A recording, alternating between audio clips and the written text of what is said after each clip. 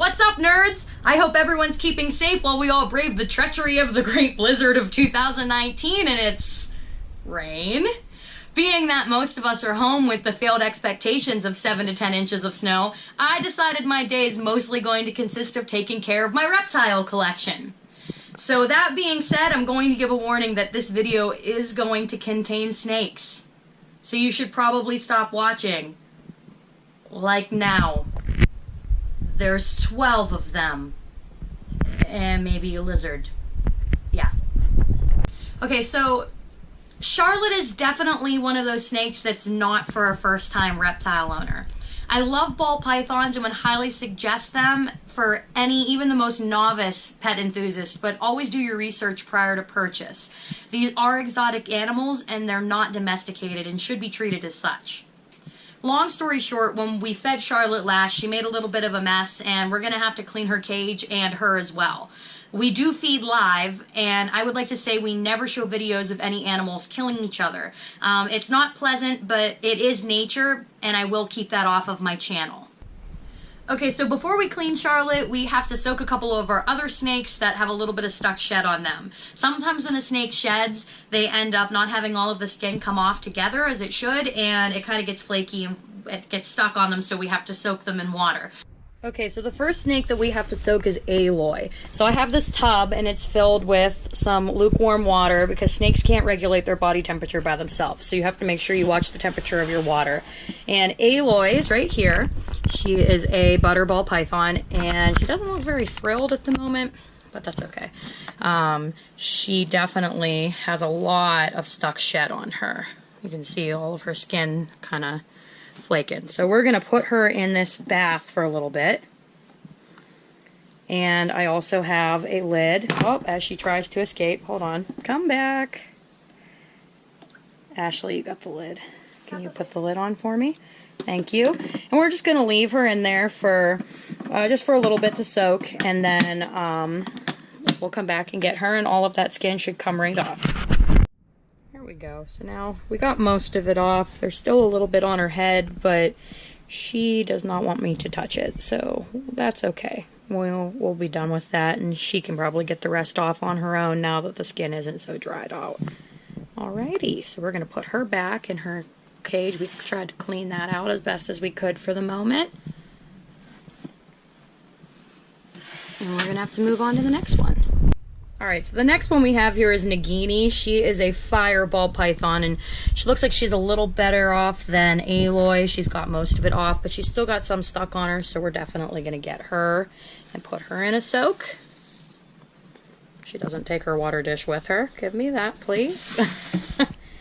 And we're going to go swimming.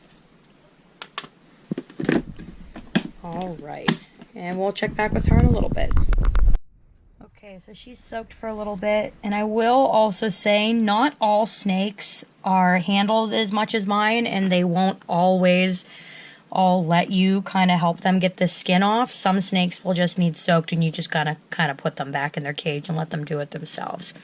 But my snakes don't really mind this, which is why I can do this without having to worry about her biting me. I've had her since she was a little baby, so yeah, she's a pretty good girl. Alright, Nagini. Alright, so this is Udon. We call him Udon because he is a spicy noodle. And what he is doing right now is telling me to go away. So I think that might be a good idea, because I don't know where my hook is. Yeah, he's not a very happy snake right now. So I think we're gonna just... Hey! Alright, so now it's time to bathe Charlotte. And I do use a snake hook when handling her to keep her head away from me because I would really prefer not to be bitten. And this does come with owning and handling many reptiles, and I've definitely been bitten before, but keep in mind, if you are bitten, chances are you're the one who did something wrong and it's not the animal's fault. Last time I was bitten, it was 100% my fault and no way hers. A snake isn't going to bite you just to be a jerk. Chances are they're going to tell you, you should probably go away. No different than Udon a little bit ago. But the thing is with Charlotte is her body language is pretty much almost always, you should probably go away. So this is going to be great.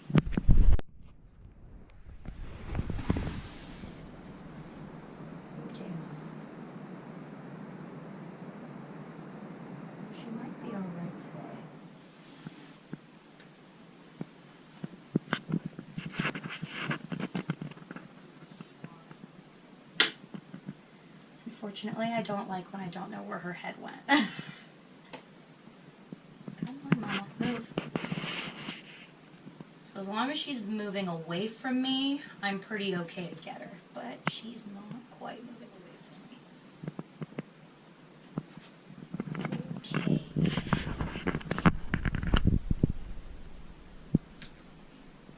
That wasn't so bad, actually. All right. So this is the part I don't like.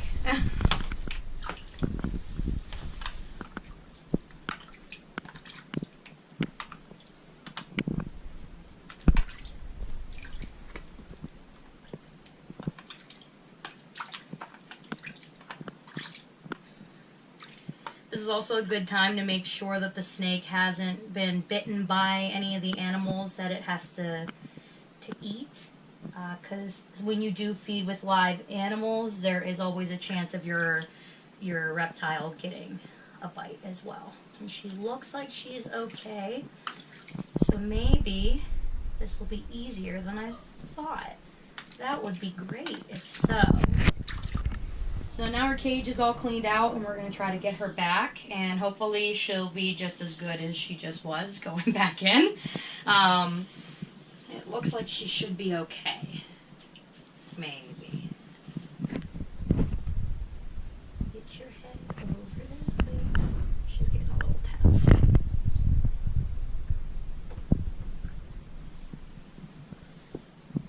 Okay. Alright, so that was actually pretty harmless, so I will take that any day. Okay, so thank you for watching, and if you like the video, subscribe.